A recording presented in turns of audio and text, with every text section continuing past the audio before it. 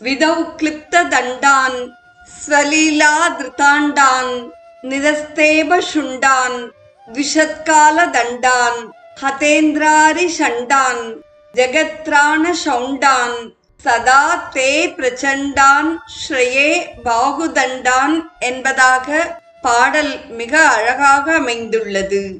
தொடர்வது இப்பாடலுக்கான பதவுரை.